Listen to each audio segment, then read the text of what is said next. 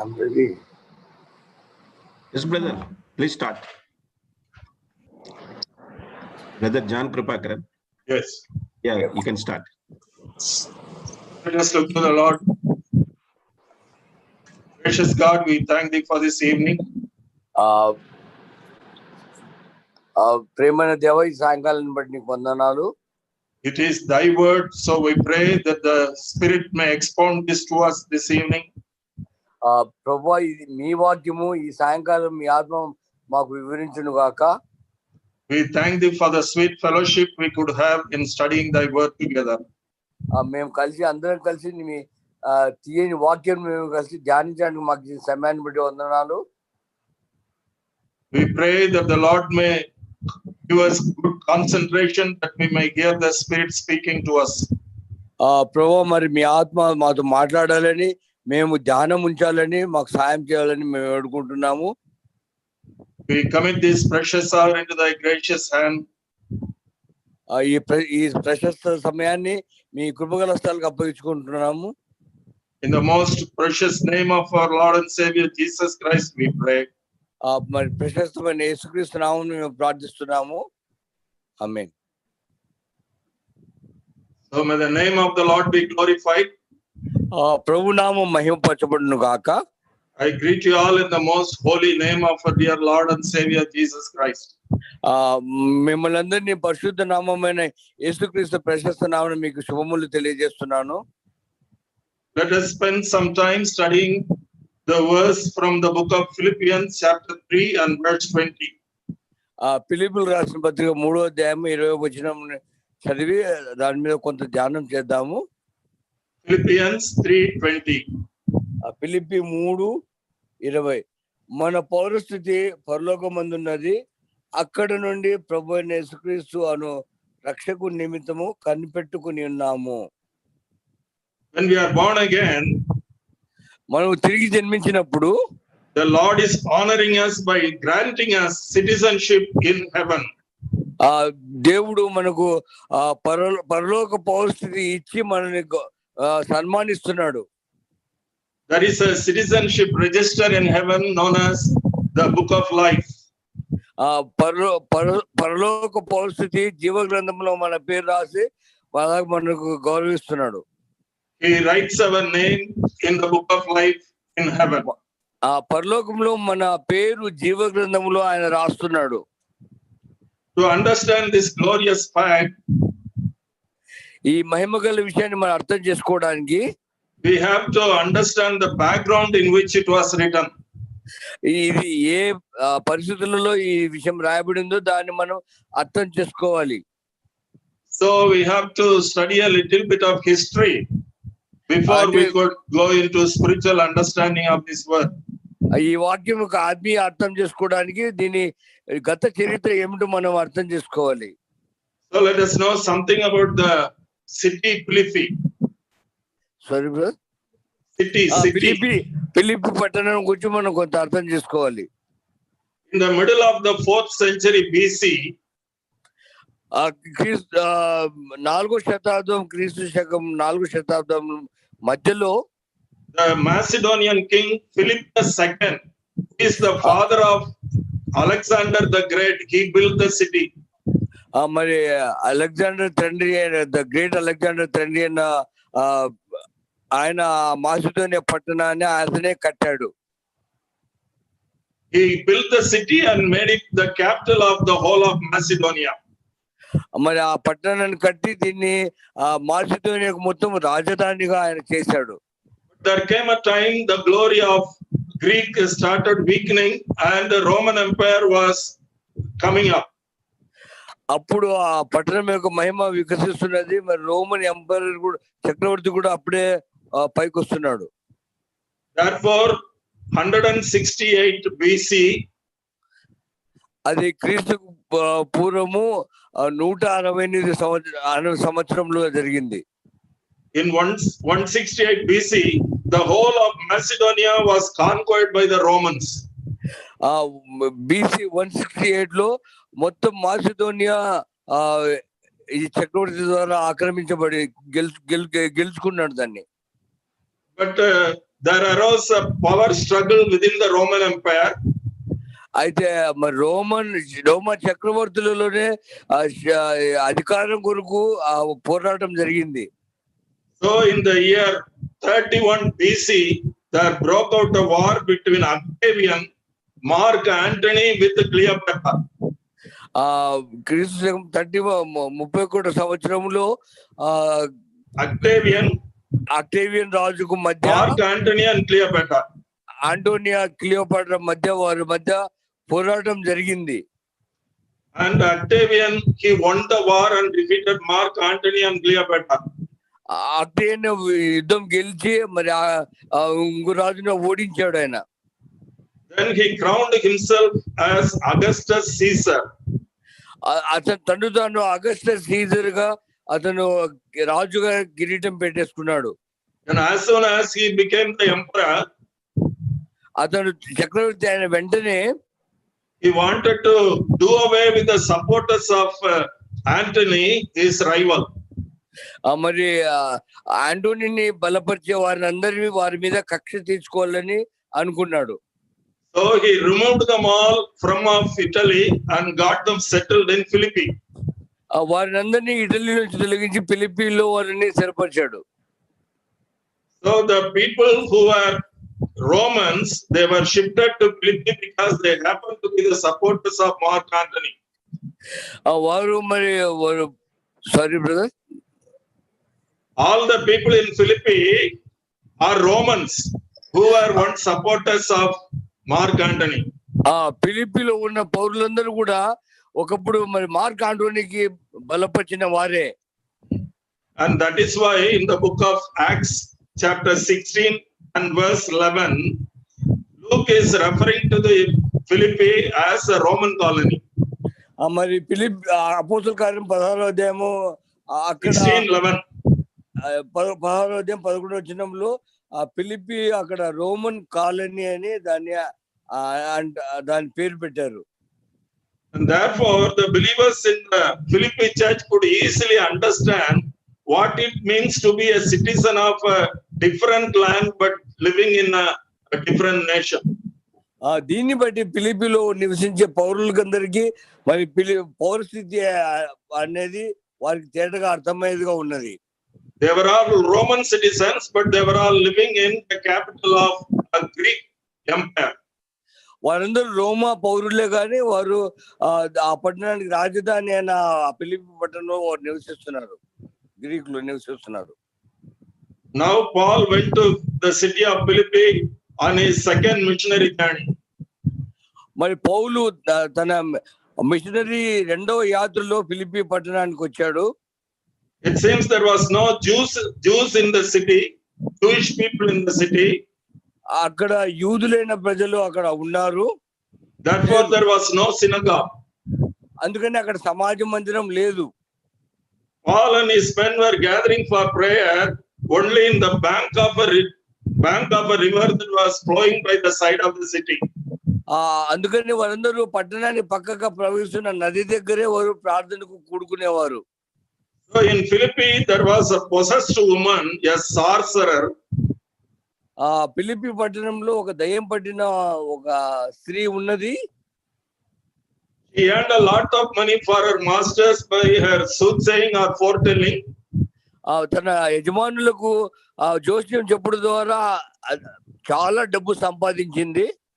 She kept on coming behind Paul and his men, always crying that they were servants of the Most High God.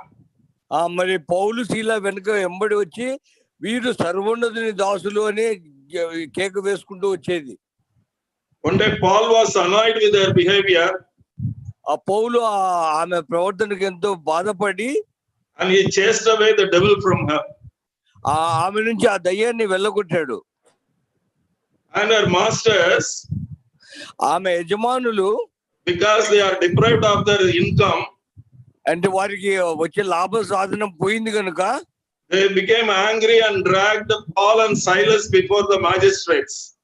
మరి పౌలు శీలను పట్టి లాగి వాళ్ళు యజమానుల దగ్గరికి వారు తీసుకొచ్చారు. Now they are making a complaint against them. వారి మీద వాళ్ళు ఫిర్యాదు చేస్తున్నారు. the complaint is worth reading because it is full of meaning. వారు ఇచ్చిన ఫిర్యాదు Shall we read it in the book of Acts chapter 16 verse 20 and 21? అపోస్తుల కార్యం 16వ అధ్యాయము 20-21 వచనాల్లో ఈ భాగం రాయబడి ఉన్నది. Acts 16, 20 and 21.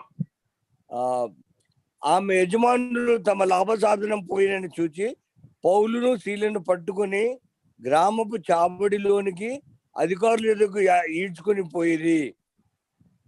అంతటి న్యాయాధిపతుల యొద్దకు వారిని తీసుకుని వచ్చి, ఈ మనుషులు యూదులయుండి రోమీయులమైన మనము అంగీకరించుటకైనను చేయుటకైనను కూడని ఆచారములు ప్రచురించుచు మన పట్టణము గలిబిలి చేయుచున్నారని చెప్పిరి. Now they are calling themselves as Roman citizens. ఇక్కడ వారిని తమ రోమా పౌరులమని వారు చెప్పుకుంటున్నారు.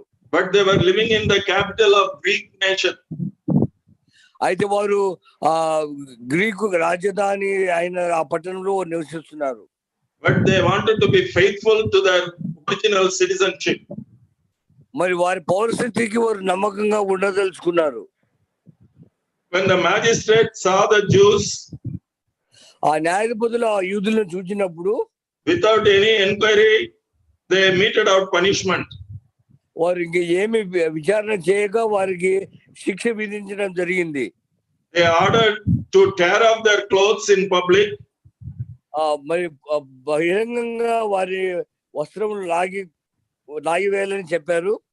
Beat them with rods and then imprison them, fastening them to the stop. బెత్తములతో కొట్టి వారిని చెరసాలలో వేయవాలని చెప్పారు. But in the mid of the night, ఆ మధ్యరాత్రి Paul and Silas sang praises to God in the chain, and the chains fell off. మరి మధ్యరాత్రి పౌలు శీలలు మధ్య పాటలు పాడుతున్నారు. అప్పుడు వారి సంఖ్యలు విడిపోయినాయి. And the gate of all prisons got opened. అయితే చెరసాలకున్న తలుపులన్నీ తెరుచుకున్నాయి. In the morning, ఉదయకాలమైనప్పుడు the magistrate sent word that Paul and his companion may be released from the prison. మరి ఉదయకాలంలో న్యాయాధిపతులు పౌలు శీలలు చెరసాల నుంచి విడిపించబడాలని సమాచారం పంపించారు. But Paul refused to be released. అయితే పౌలు విడుదల చేయబడడానికి ఆయన తిరస్కరించాడు. He claimed that he too was a Roman, not only himself but also Silas. They were Romans, but without proper inquiry, they were meted out punishment. మరి పౌలు మరి శీల ఇద్దరు కూడా రోమ పౌరులమని వారు చెప్పినప్పుడు భయపడి వారికి పంపించడానికి వాళ్ళు సిద్ధపడ్డారు. So first with their appearance, the magistrate thought they were Jews. So without knowing them, their citizenship, they rendered the punishment. వారి వస్త్రధారణ చూసి వారు రోమన్లను యూదులు అనుకుని వాళ్ళ విచారణ చేయకనే వారికి శిక్ష విధించారు. So when they came to know that they were also Roman citizens, they were really terrified. అయితే వారు రోమన్లని తెలిసిన తర్వాత వారు నిజంగా చాలా భయపడ్డారు. And they came running to Paul and Silas. ఆ తర్వాత వారు పౌలు శీల దగ్గరికి పరిగెత్తుకుంటూ వచ్చారు. They apologized their behavior and requested them to go without punishing them back. అయితే వారు ఎంతో పశ్చాత్తాపడి ఆ పౌలు శీలను వెళ్ళిపోమని వారు బతిమాలుకున్నారు. The same incidents, such as similar incidents, we read in the book of Acts also. ఇలాంటి సంఘటననే అపోస్తల కార్యంలో చూడవచ్చు. Acts 22:29. అపోస్తల కార్యము 22-29. The Roman commander himself was so afraid when he realized that he had put Paul, a Roman citizen, in chains. అయితే అతడు రోమీయుడు అని తెలుసుకున్నప్పుడు అతను బంధించినందుకు సహస్రాధిపతి కూడా భయపడను. It is with such an encounter the Philippian church was born. అలాంటి పరిస్థితులలో ఫిలిప్పీ సంఘము పుట్టింది. So they are very well aware of being a citizen of one nation and then living in a different nation. వారు ఒక పట్టణానికి పౌరులుగా ఉండి మరొక పట్టణంలో నివసించడం అనేది ఎంత కష్టమో వారికి తెలుసుకున్నారు. It is to them, Paul is reiterating that they are not only Roman citizen, but also their citizenship is in heaven. అప్పుడు పౌలు చెప్తున్నాడు, వారు ఫిలిప్పీ పౌరస్థితుల్లో రోమన్ పౌరస్థితుల్లో ఉండడం కాకుండా పరలోక పౌరస్థితి మాకున్నదని చెప్తున్నాడు. Now we will step into spiritual understanding of this fact.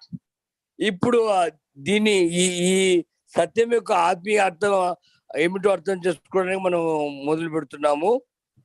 We are all living in days of confused citizenship. మనము పౌరస్థితిలో విషయమే అయోమయంగా ఉన్న పరిస్థితిలో మనం ఉంటున్నాము. The CAA and the NRC, they are very much talked about these days. CAA NRC అనేది ఈ రోజుల్లో అనేకంగా మా చర్చ జరుగుతూ ఉన్నది.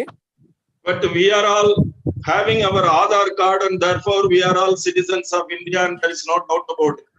అయితే మనకందరికి ఆధార్ కార్డు ఉండగా మనం ఖచ్చితంగా భారతదేశ పౌరులమైన దాంట్లో ఎలాంటి అనుమానం లేదు.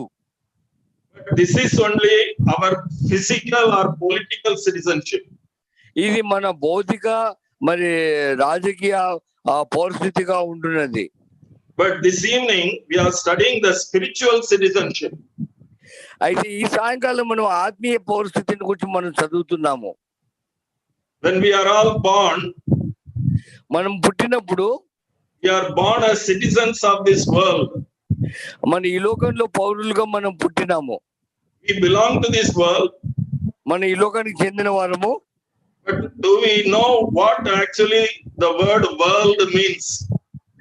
అయితే లోకం అంటే ఏం సంబంధం ఉన్నదని మనం తెలుసుకుంటే, So by birth we are all citizens of this world spiritually. మనం పుట్టుక ద్వారా ఈ లోకంలో పౌరులుగా ఉంటున్నాము.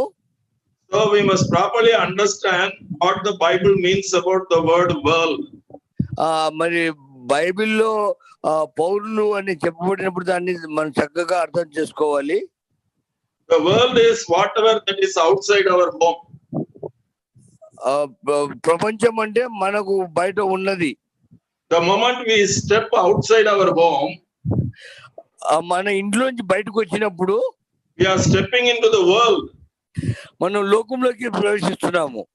The shop we buy from, మనం ఏదైనా అంగట్లో దుకాణంలో కొన్నప్పుడు, the college we study, అయితే మనం చదివే కళాశాలలో, the office we work, the bus we travel, మనం పనిచేసే ఆఫీస్ లో, మనం ప్రయాణం చేసే బస్సులో, the banks, the police, the court, the government are all covered under the word world. మన గవర్నమెంట్, మన పోలీసు వీళ్ళందరూ మన లోకంలో ఉన్నవారని మనకు తెలుస్తున్నది. What the Bible tells us about this world? అయితే బైబిల్ మన లోకం గురించి ఏం చెప్తున్నదంటే, In the book of John, యోహాను సువార్తలో, in the first epistle of John, యోహాను రాసిన మొదటి పత్రిక chapter 5 and verse 19 says, 5వ అధ్యాయం 19వ వచనంలో ఇలా ఉన్నది. 1 John 5:19. యోహాను రాసిన మొదటి పత్రిక 5:19. The whole world is under the power of Satan. లోకమంతా ఈ దృష్టి యందు పడి ఉన్నది. We normally don't view world like that. మనం మామూలుగా అలా అనుకోము. We mostly don't understand that the school we study, the office we work, our neighborhood, and the government, the court and police are all under the power of Satan.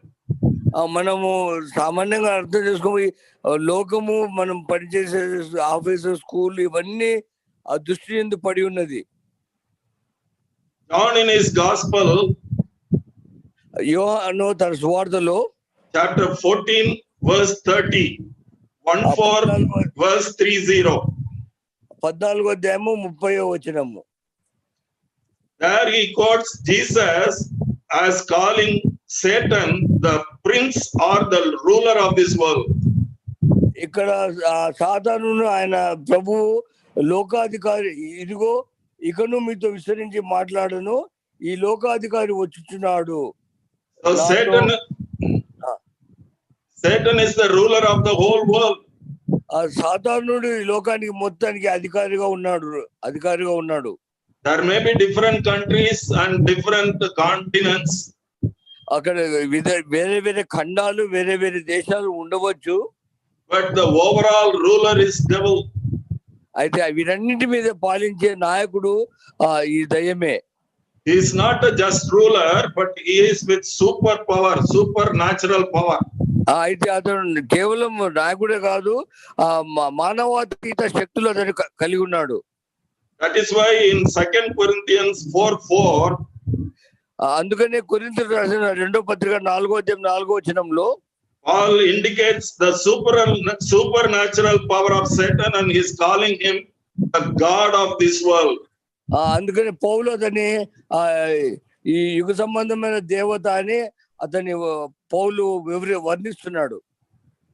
All because of this, దీన్ని బట్టి in Matthew 4:8 and 9 we read, మత్తయి సువార్త 4వ అధ్యాయము 8-9 వచనాల్లో the devil took Jesus up to an exceeding high mountain and he showed him all the kingdoms of the world and the glory of them.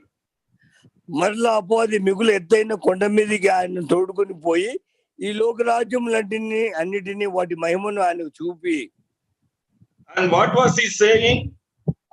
తర్వాత ఏం చెప్తున్నాడంటే That we read in Luke 4:6. దాన్ని లూకా 4:6 చదువుతాము.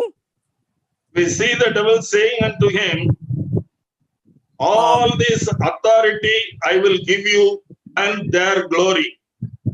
ఈ అధికారం అంతయు రాజ్యముల మహిమయు నీకు ఇత్తును.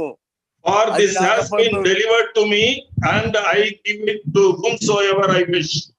అది నాకు అప్పగింపబడి ఉన్నది, అది ఎవరికి నేను ఇయ్యకూడదునో వానికి ఇత్తును. So many of us we fail to understand that the world is the devil's.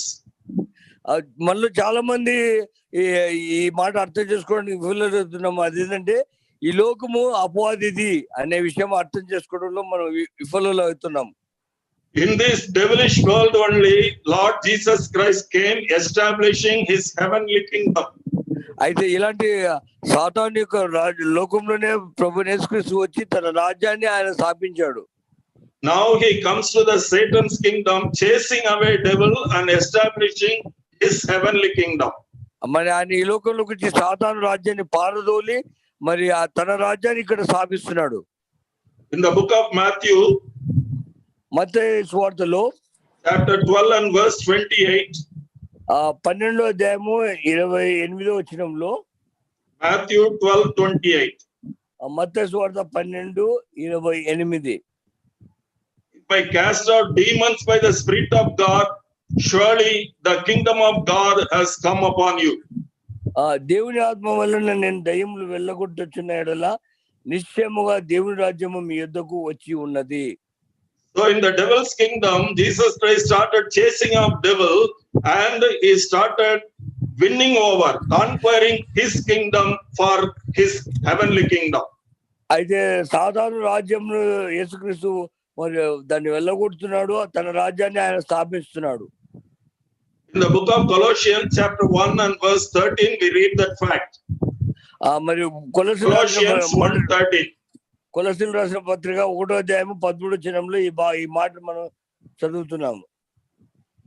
He has delivered us from the power of darkness and conveyed us into the kingdom of the Son of his love. ఆయన మనలను అంధకార సంబంధమైన అధికారంలో నుండి విడుదల చేసి తాను ప్రేమించిన తన కుమారుని యొక్క రాజ్య నివాసులుగా చేసెను. In the Living Bible we read like this, he has rescued us out of Satan's kingdom and brought us into the kingdom of his dear son. మరి లివింగ్ బైబిల్లో సాతాను రాజ్యం నుంచి మనల్ని విడిపించి ఆయన కుమారుని రాజ్యంలోకి తీసుకొచ్చినాడని అలా చెప్పబడింది. So when we are born again, మనం తిరిగి జన్మించినప్పుడు we are delivered from this grip of Satan and the world citizenship. సాతాను యొక్క పట్టు నుంచి మరి లోకం యొక్క పౌరసత్వం నుంచి మనం విడిపించబడ్డాము. And we are enrolled as citizens in the heavenly kingdom. మనము మరి పరలోక పరిస్థితుల్లో మనం నమోదు చేయబడ్డాము. And our names are written in the book of life. మన పేర్లు జీవ గ్రంథంలో రాయబడ్డాయి. And thereby our citizenship of this world is struck off, it is removed. దాన్ని బట్టి మన లోకంలో ఉన్న పౌరస్థితి తీసివేయబడింది, అది రద్దు చేయబడింది. So we are supposed to live in this world with that realization. మనం ఈ విషయాన్ని తెలుసుకొని అలాగూ మనం జీవించాలి ఈ లోకంలో. Though we have been taken off from this world, ఈ లోకం నుంచి మనం తీసివేయబడినా కూడా, and our names are registered there in the record in heaven. అయితే పరలోకంలో మన పేర్లు నమోదు చేయబడ్డాయి. The Lord has sent us again into this world as foreigners. అందుకే దేవుడు లోకంలో మనల్ని పరదేశులుగా ఈ లోకంలోకి పంపించాడు. In the book of John, యోహాను సువార్తలో chapter 17, verse 16 through 18. John 17, verses 16 through 18. 16వ అధ్యాయం, యోహాను సువార్త 17వ అధ్యాయం 16 నుంచి 18 వరకు. They are not of the world, just as I am not of the world. As you send me into the world, I also have sent them into the world. నేను లోక సంబంధిని కానట్టు వారును లోక సంబంధులు కారు. సత్యమందు వారిని ప్రతిష్ఠ చేయము, నీ వాక్యమే సత్యము. నీవు నన్ను లోకమునకు పంపిన ప్రకారము నేనును వారిని లోకమునకు పంపితిని. As Jesus was living as a foreigner, a heavenly person in this world, యేసు ప్రభువారు పరలోక సంబంధం అయినా ఈ లోకంలో పరదేశిలా ఎలా జీవించాడో, we are also belonging to heaven, but we are living in this world because he has put us into the world. అయితే మనం కూడా పరలోకానికి చెందిన వారం అయినా కూడా ఈ లోకంలో పరదేశులంగా మనం ఈ లోకంలో జీవించాలి. So we are foreigners in this world. So అందుకని మన ఈ లోకంలో పరదేశులము. That is why Peter is writing in his first epistle, 1 Peter 2:11. అందుకనే పేతురు తన మొదటి పత్రికలో ఇలా 2:11 ఇలా రాస్తున్నాడు. We are aliens and strangers in this world. మన ఈ లోకంలో పరదేశులమును యాత్రికులమై ఉన్నాము అని చెప్తున్నాడు. I don't know how it is in Telugu, but the Greek word paroikos translated here as a foreigner. Greek భాషలో అయితే మన బయట దేశస్తులు, పరాయి దేశస్తులు అని అన్నట్లు రాయబడింది. The same word is used in book of Acts chapter 7 and 29. There it talks of Moses as a foreigner, he was living in Midian. అదే పదము అపోస్తలుల 7వ అధ్యాయం 19 మోషేను గురించి అతను పరదేశి అన్నట్లుగా రాయబడింది. So we are foreigners living in this world. మనం ఈ లోకంలో పరదేశులుగా జీవిస్తున్నాము. So as God children, we should live as foreigners in this world. మనము ఈ లోకంలో దేవుని బిడ్డలుగా ఈ లోకంలో పరదేశులుగా జీవించాలి. Is it difficult to identify a foreigner in our midst? మన మధ్య ఎవరైనా పరాయి దేశస్తులు ఉంటే అది కష్టతరంగా ఉంటున్నది. Instead of me, had there been a foreigner this evening to share the Lord's word, is it necessary for Brother Jayaprakash to tell others that he is a foreigner? ఈ సాయంకాలం వేళ మరి అదే ఒక ఫారినర్ మన దగ్గరకు వచ్చినాడని చెప్పడం అవసరం ఉంటున్నదా?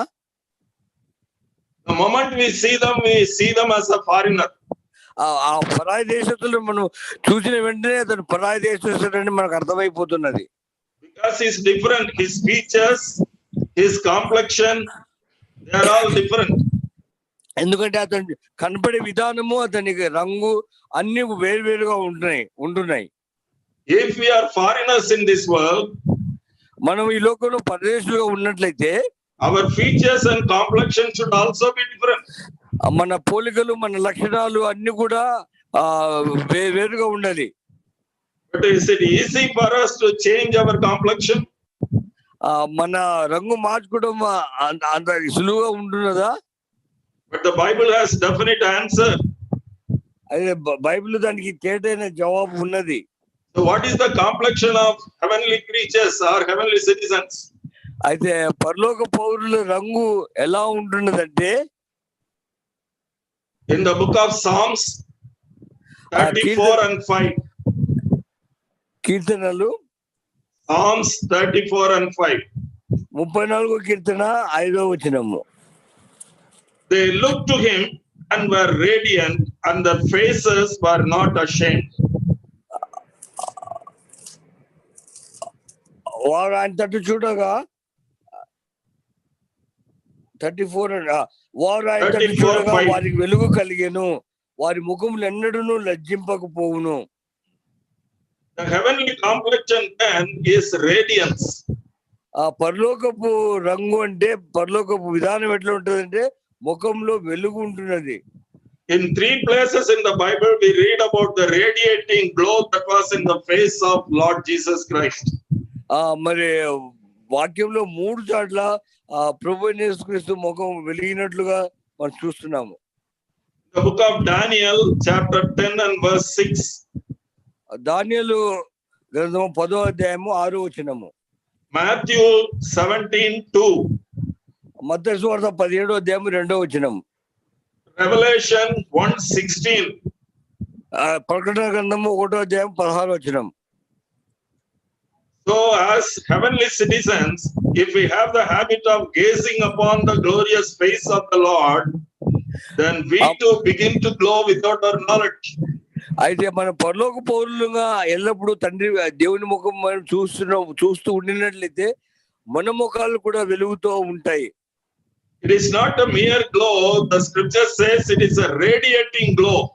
అది కేవలం వెలగడమే కాదు కానీ ఎంతో తేజవంతంగా వెలుగుతా ఉన్న ముఖాలు అని వాక్యంలో రాయబడింది. Shall we read about it in the book of Exodus chapter 34 and verse 29? Exodus 34. నిర్గమకాండము 34వ అధ్యాయము 29వ వచనం. Now it was so when Moses came down from the Mount Sinai, Moses did not know that the skin of his face shone while he talked with God. Brother, reference 24 and 24, 13, 34, 29. 34, 29. Okay, right. Yeah, I got it. మోషే సీనాయి కొండ దిగుచుండగా శాసనములు గల ఆ 2 పలకలు మోషే చేతిలో ఉండెను. అతడు ఆ కొండ దిగుచుండగా ఆయన అతడితో మాట్లాడుచున్నప్పుడు తన ముఖ చర్మము ప్రకాశించిన సంగతి మోషేకు తెలిసి ఉండలేదు. The same chapter in the 35th verse we read that the children of Israel saw the face of Moses, that the skin of Moses' face shone. అదే అధ్యాయము 30వ వచనంలో మోషే ముఖ చర్మము ప్రకాశింపగా ఇశ్రాయేలీయులు మోషే ముఖమును చూచిరి. Is it a special treatment God gives only to Moses? ఇది మోషేకు మాత్రమే దేవుడు ఇచ్చే అలా ఉంటున్నదా, ట్రీట్మెంట్ అలా ఉన్నదా? What do we read in the book of John chapter 1 and verse 9? మరి యోహాను సువార్త 1వ అధ్యాయము 9వ వచనంలో John 1 verse 9. John calls Christ as the true light which lightens every man. నిజమైన వెలుగు ఉండెను, అది లోకంలోనికి వచ్చుచు ప్రతి మనిషిని వెలిగించుచున్నది. So the word fortizo used to here is a very strong word that shows not only brightness but a radiating brightness. ఇక్కడ వాడబడిన పదము చాలా బలమైనది. ఈ వెలుగు అనేది కాదు, అది ఎంతో తేజవంతంగా ముఖం ప్రకాశిస్తున్నదని చెప్పబడుతున్నది. So the Lord Jesus came into this world to change our complexion into brightness and radiation.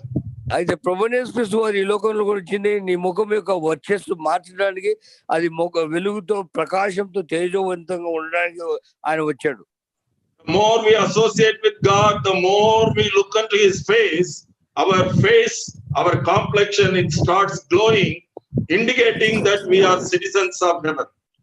మనం ఎంత సమయం ఎక్కువ సమయం దేవునితో గడిపినట్లయితే, దేవుని వైపు చూస్తూ ఉండినట్లయితే అంతగా మన ముఖం ప్రకాశించేదిగా ఉంటున్నది. I would like to relate it practically. దీన్ని నేను ప్రయోగాత్మకంగా నేను చూపించదలుచుకున్నాను. So in college, we have very many friends.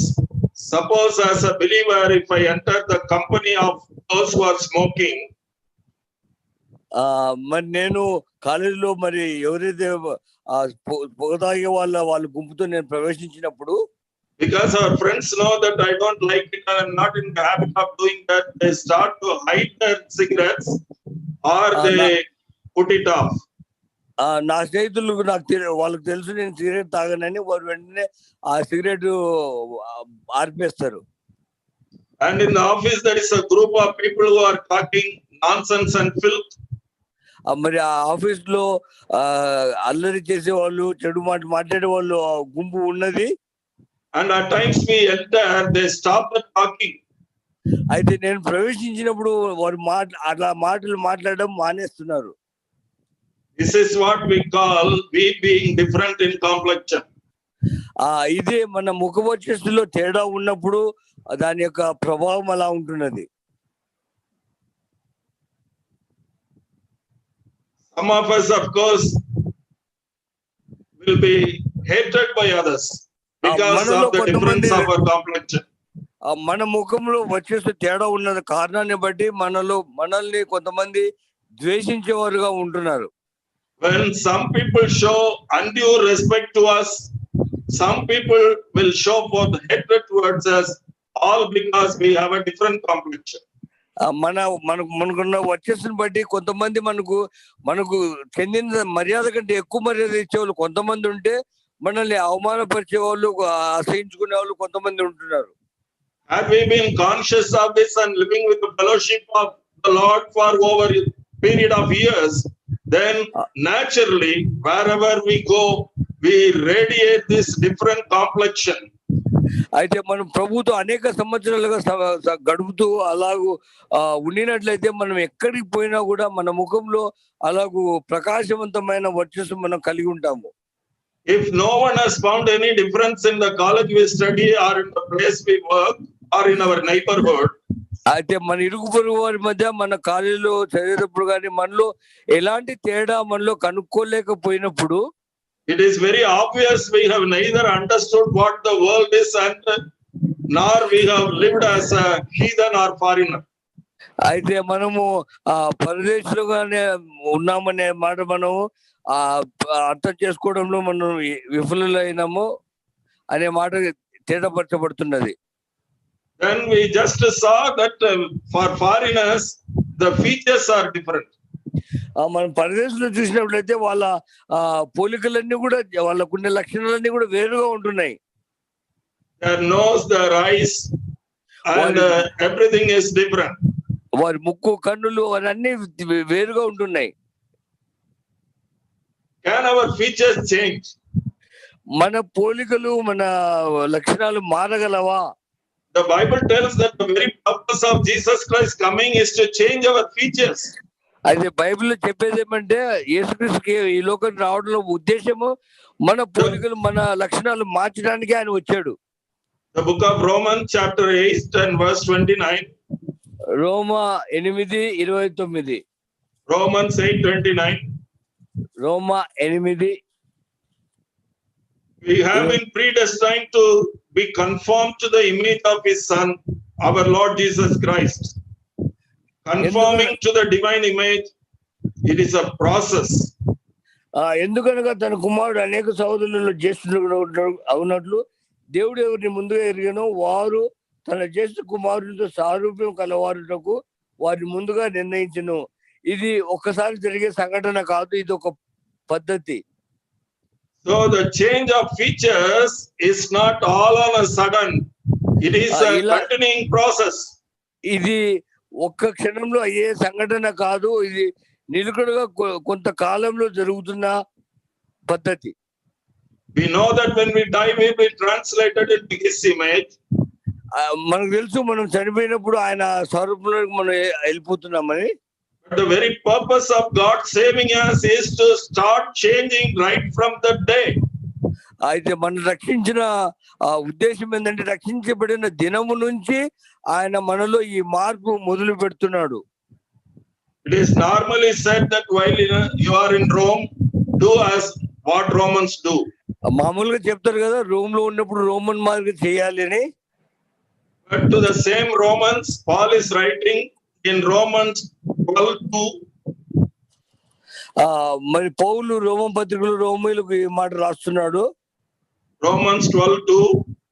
రోమ 12:2.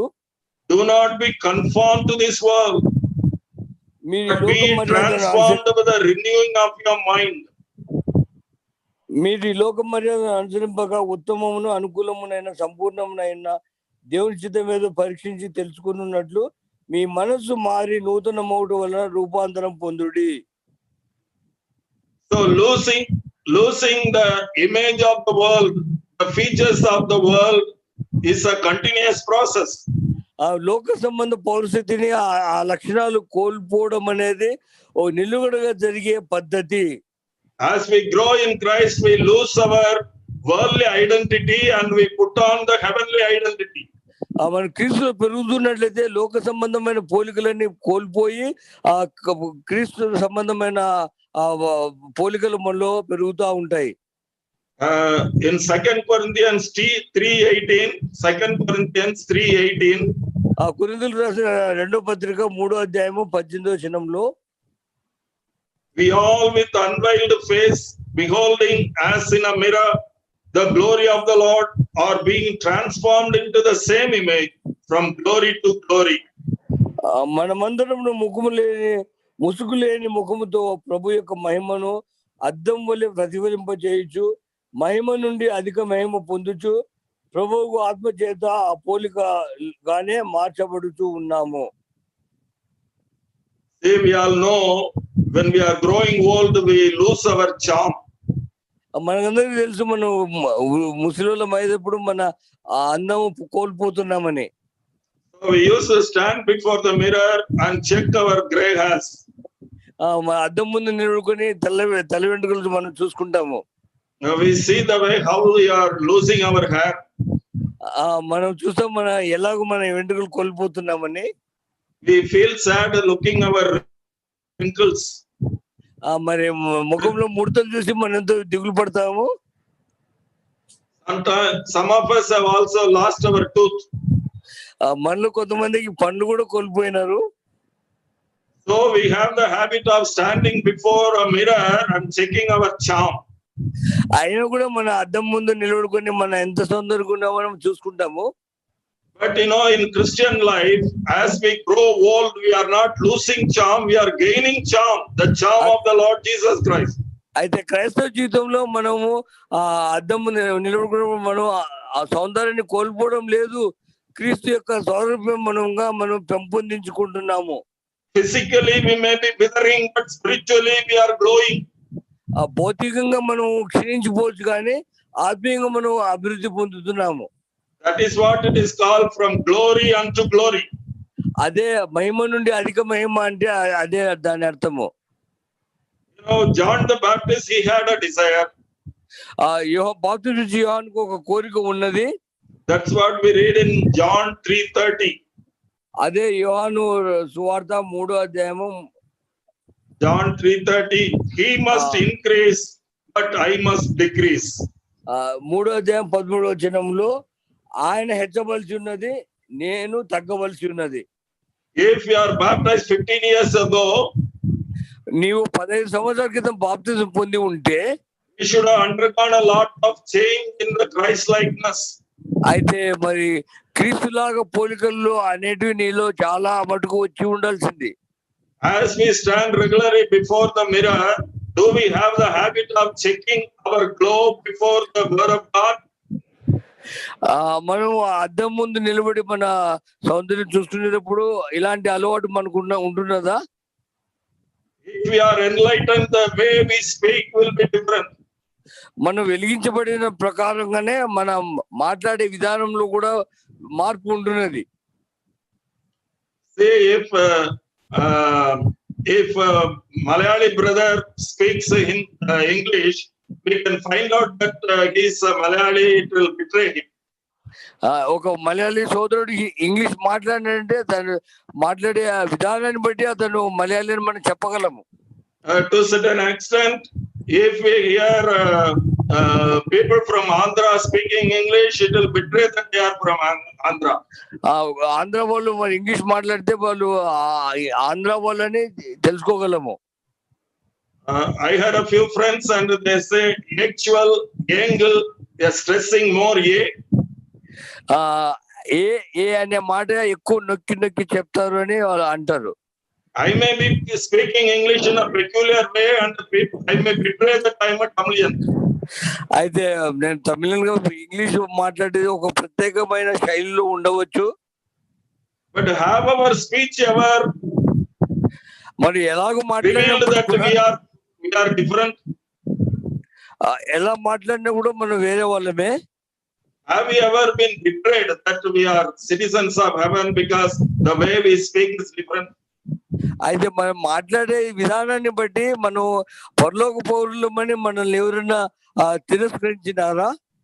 The way we speak different should start at home. మనం మాట్లాడే విధానము ఇంటిలోనే అది మొదలు కావాలి.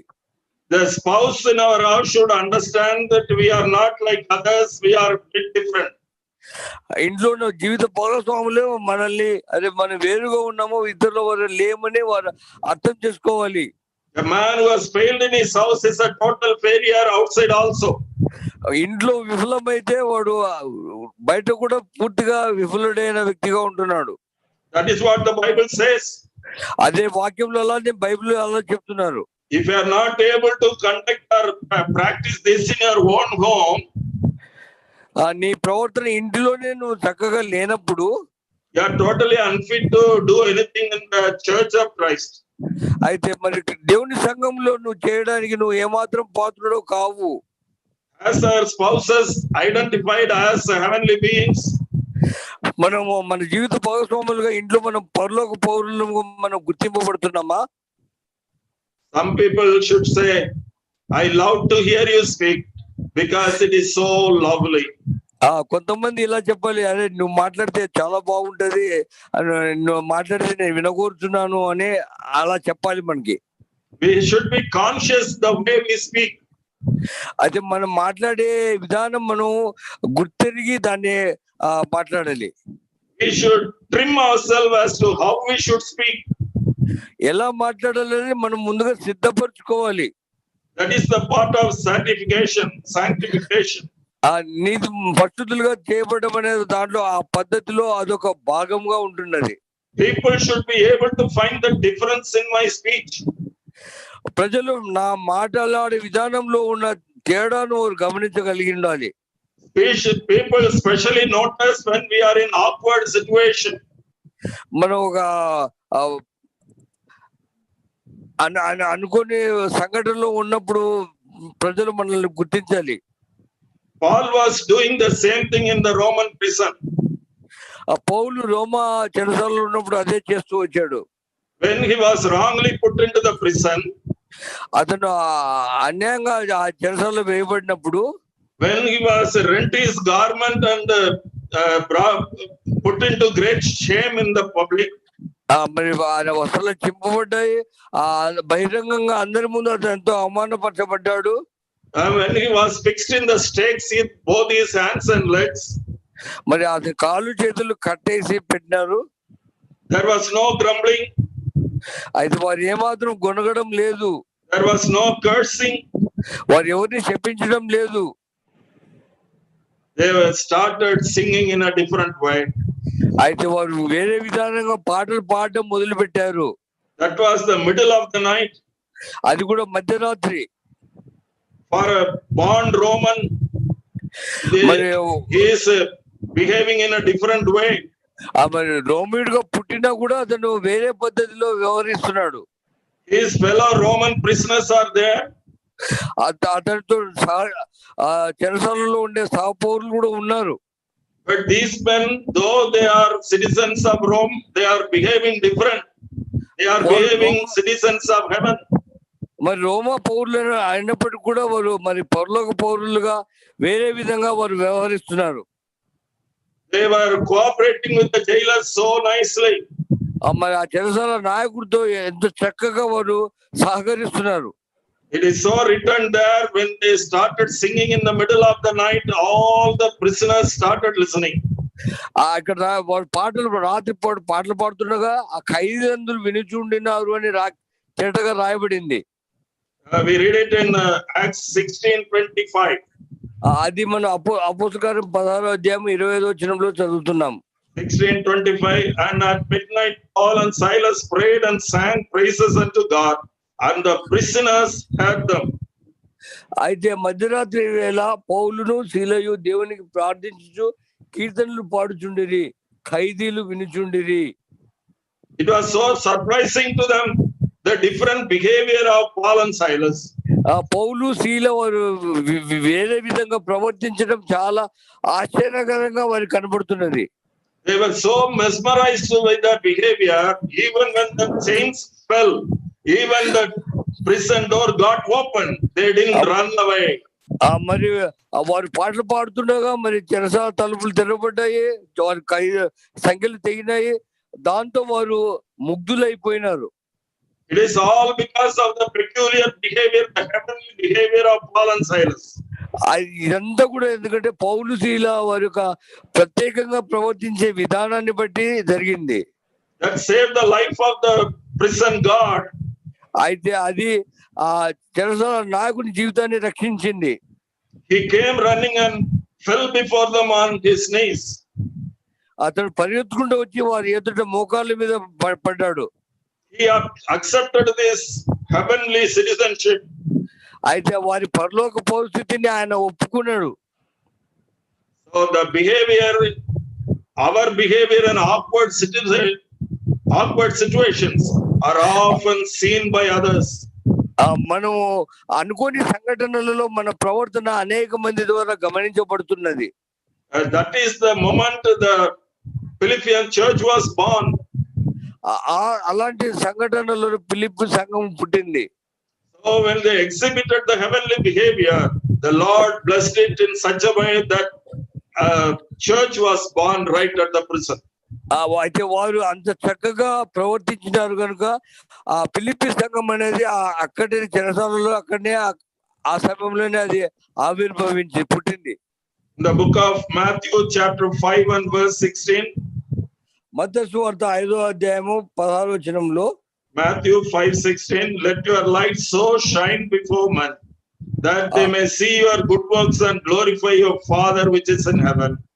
మనుషులు మీ సత్క్రియను చూచి పరలోకమందున్న మీ తండ్రిని మహిమపరచునట్లు వారి ఎదుట మీ వెలుగు ప్రకాశింపనీయుడి. I am about to close. నేను ముగించనే ఉన్నాను. We have as believers studied in colleges and stayed in hostels. మన విశ్వాసులుగా మన కళాశాలలో చదివినాము, హాస్టళ్లలో ఉండినాము. As believers, we have worked in ever so many institutions and business centers. విశ్వాసులుగా అనేక సంస్థలలో వ్యాపార కేంద్రాలలో మనం పనిచేసి ఉన్నాము. As believers, we have conducted families and we are living in neighborhoods. విశ్వాసులుగా మన కుటుంబాలతో ఇరుగు పొరుగు వారి మధ్య జీవిస్తూ వచ్చినాము.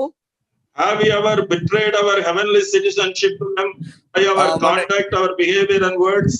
మన ప్రవర్తనలో మనం మాట్లాడే విధానంలో మన పరలోక పౌరస్థితిని మనము వేరుగా ఉన్నట్లు మాట్లాడామా, మనం కాదన్నట్టు మాట్లాడామా?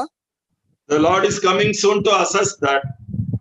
ప్రభు త్వరలో రానన్నాడు, ఈ విషయమే ఆయన తీర్పు తీర్చేవాడుగా ఉంటున్నాడు. So in the days to come, let our light so shine wherever we are, that it may portray or display or betray that we are citizens of heaven. అయితే మనం వచ్చే రోజుల్లో మనం ఎక్కడ నివసించినప్పుడు కూడా మన పరలోక పౌరస్థితికి మనము మోసం చేయకుండా దాని ప్రకారం చక్కగా జీవించే విధంగా ఉండాలి. May the Lord's name be glorified. I thank you all very much for the chance that is given to me to meditate the Lord's word together with you. దేవునికి వందనాలు. మరి మీ మధ్య దేవుని వాక్యం పంచుకోవడం నాకు ఇచ్చిన